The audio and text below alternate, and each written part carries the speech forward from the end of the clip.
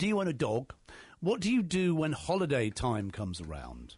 Well, listen up, because I might have found an alternative to kennels. What if the dog went on holiday themselves? I know, it sounds crazy, but it's happening in Tyne Wear. Here to tell us more is manager of Barking Mad, Sue Seward, and dog host, Marcia Henderson. So, Sue, how on earth does this work? Dogs go on holiday. Well, we at Barking Mad believe that dogs deserve a holiday too. Right. So what we do is we employ host families, and when an owner needs to go on holiday, they'll ring us to take the dog on holiday, and we'll match the dog up with the appropriate host family, because we believe dogs deserve a holiday too. So where did all this come from? It was founded by Lee Dancy in 2000. She had a Dalmatian dog, and she didn't want to put it in kennels. No. We don't believe in kennels. It's the alternative to kennels. Aren't you putting kennels out of work? Maybe, but I think we are good because we tailor the holiday to the dog's needs. So if you've got a little dog that needs lots of cuddles, we'll put it with the host family who will give it lots of cuddles. And is it an American idea? No, it's not. It's totally down to Lee Dancy. It has gone overseas to America. It's took off. Is it? And I think so. This is a northeast-based thing. Well, it's from Kirkby Lonsdale. That's where Lee comes from, and she started it by just employing a lady to look after her dog, and more people were requesting the service. And now she owns over 70 franchises throughout the United Kingdom. So, what kind of holidays do you offer? I mean, do they get sort of, can they go sunbathing? Can they go walking? What kind of holidays do the dogs have? What I do is when a dog needs a holiday, I'll go out to meet the owner and the dog before the holiday, and I take down all the vital information about the dog, if they like lots of walks or if they like lots of cuddles, if they dislike thunder or if they love certain things, and I type it all up in a pet schedule, and then I'll match that dog to the host family I think is the right family. Some ladies don't like walking, so I'll give them a cuddly dog that just likes cuddles all day. Yeah. Some guys who are hosts, they live at the beach, and they would walk the dog for miles every day. Okay, so Marcia, you're what Sue would call a host. That's right. What part do you play, Marcia? Well, we get a variety of dogs. We say when we're at home, it works for us perfectly because, we can't be at home all the time. But if Sue will say, can you take a dog for 5 days or can you have a dog for 10 days? It's perfect. It's absolutely perfect because we get the love and affection from the dogs.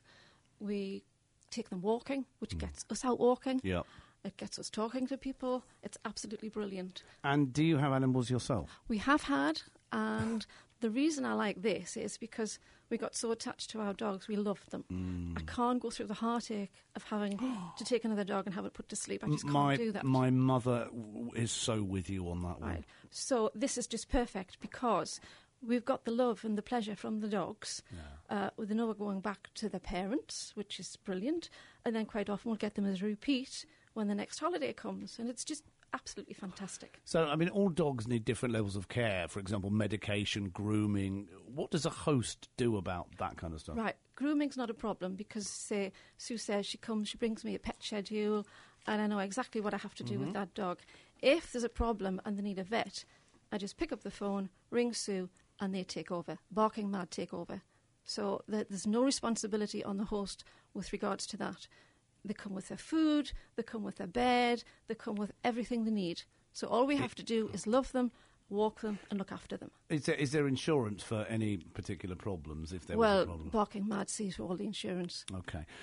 So, Sue, I mean, you've been contacted by an owner who's got little Fido, never used your service before. What are the first steps?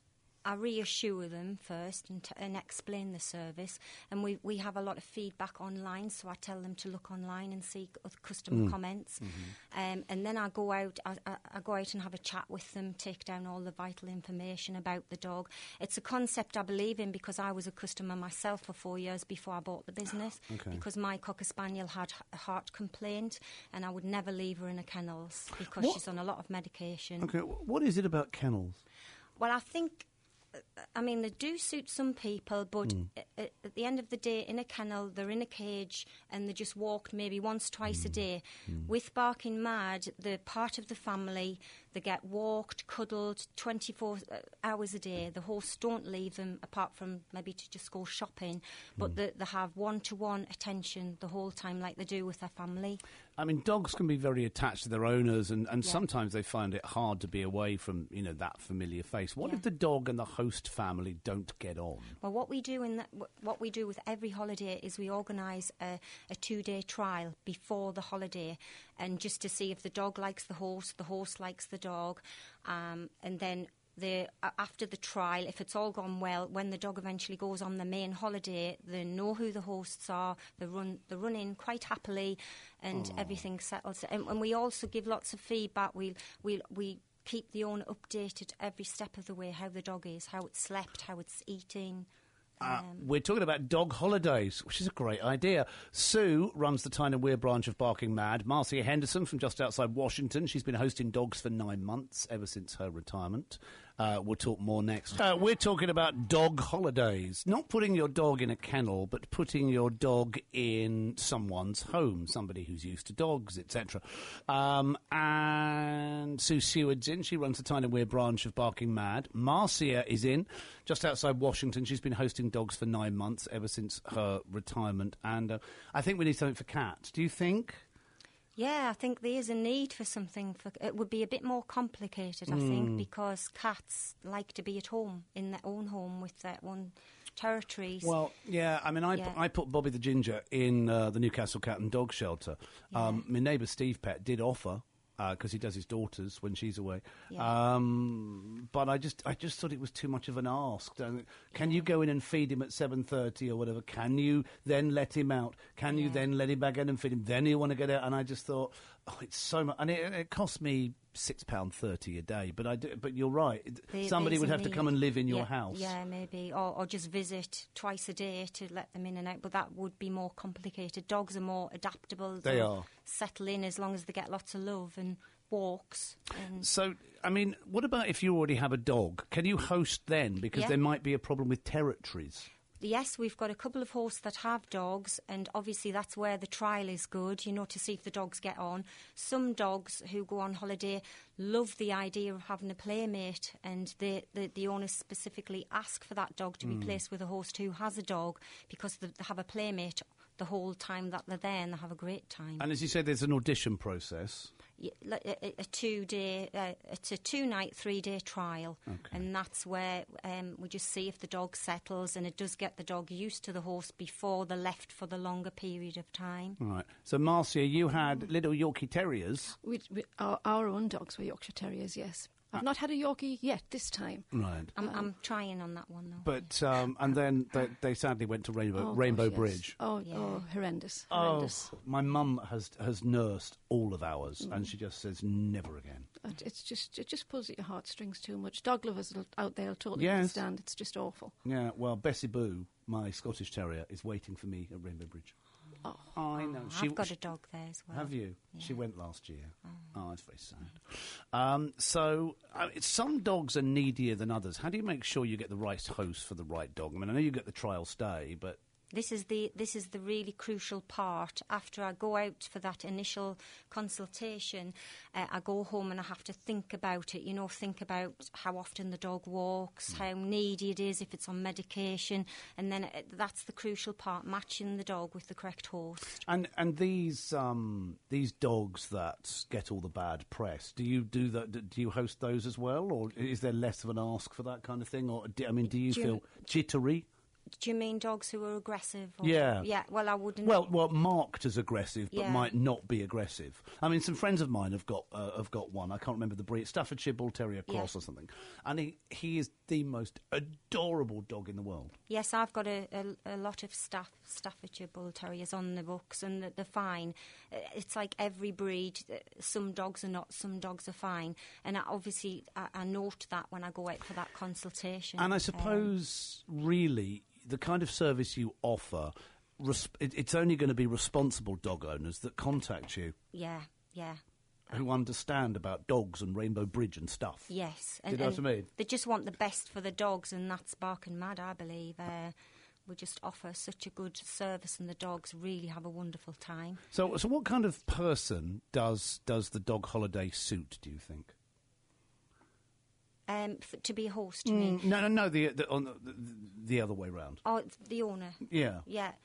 just someone who really wants the dogs to have a wonderful holiday while they're having a holiday, so that you're not worried about the dog at all. A lot of owners will say to me, once the dog's gone into my car, they see me come up the drive and the tails are wagging in the van, they don't give them another thought because they know they're going to have a lovely holiday. And I suppose, again, if you've just lost a pet and you don't want to have another dog, like you, Marcia, it's because they are so tying. Well, they're very, very tying. And this is perfect because it gives you the freedom. Sue can ring me and say, can you have X, can you have this dog such and such a date? Well, no, I'm sorry, I'm not here. I have actually given her a schedule of when I'm not there, but sometimes I can rearrange something and it works out fine. So you as a dog host, you're not paid for this, obviously? We do get a fee for it, yeah. Oh, okay. But if anyone's thinking of doing this because it's a way of earning massive amount of money, forget about it. It's not about money. It is definitely not about money. It's about the joy. It's about the joy and the pleasure of having a dog to look after and to take for a walk. And how much does it cost, Oriel, Sue? The owners. The owners. Yeah, the the owners pay £22 a day. Okay, and that's quite good. I think it's there's more expensive kennels around and there's a lot cheaper kennels around, but this is a bespoke service that it offers exactly what the dog has at home. I've never seen as I suppose when I lived in Kent, I didn't. I've never seen as many dog walkers and dog walker businesses as there are in the North East. It's really taken off, I think. How much does that cost, to have your dogs I think walk? that's about £10 an hour, roughly. I'm not sure because I've never used one, but so if you look at it in that respect, we aren't expensive because it is 24/7. And some of the dogs love to sleep in the horse bed. So some hosts do allow the dogs to snuggle in the bed with them. So that's another way I have to match up the dog with the horse. Some won't let the dogs in the bedroom, which I don't let my dogs in. I saw this fabulous picture at the weekend, I think it was on Twitter, of this enormous Alsatian dog sitting on its owners in the bed, and it was towering over. It was so cute. Do you have to have experience with dogs to be a dog host? Without doubt.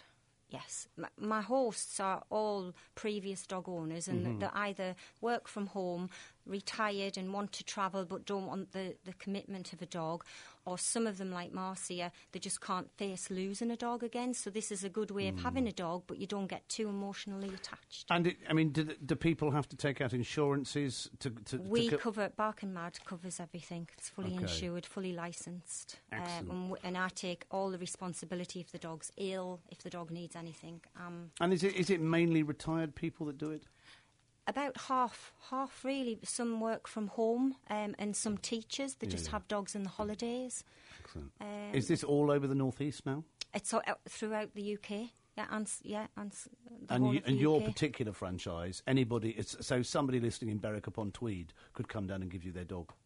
No, it's just my area. I cover the north side from Seaton Sluice to Peterlee, all down the coast. Right, then there's a lady called Carrie who covers Newcastle, a lady called Tina who covers Northumberland, and a lady called Tracy who covers Teesside. So we're the northeastern part, but it's throughout the country. Right. Yeah. Where can people find out? How many have you had, Marcia? Oh, gosh, lose track. About 10, 12. Do you not want to give some of them back? Oh, it's quite hard to let them go back sometimes. We want to keep them, but we can't. And it's just nice to know that we've given them some love and some attention. But it's hard to let them go back. What's the nicest one you've had? Oh, they're all lovely. You can't choose. They all bring something different. Have you had any Scottish Terriers? We haven't had Scottish Terriers. We haven't had Yorkshire Terriers. We've had Springer Spaniels, Cocker Spaniels. Afghans? No, we've had a Shih Tzu and a Jack Russell.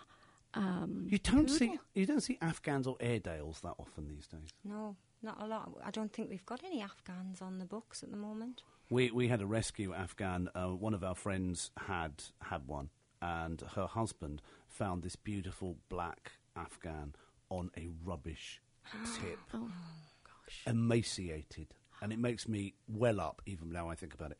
And she had a pin in her leg. And she was absolutely horrific. We got her, and she became this beautiful dog. Tara. That's another thing where Barking Mad is good. We have a lot of rescue dogs on the books where they don't want to put them into a kennel because that reminds them of where, and they get extra love. And that's another thing I do detail in the pet schedule, that the rescue dogs, they need lots of extra reassurance in certain areas that they're frightened of. And that's where Barking Mad is very good. Marvellous. So where can we find out more? Go on the Barking Mad website. Which is barkingmad.co.uk.com. Is that right? It's barkingmad.uk.com. I think if you just put... No, that's right. It is barkingmad.uk.com. I could give you my personal one, but No, barkingmad.co... Jonathan, brain. Barking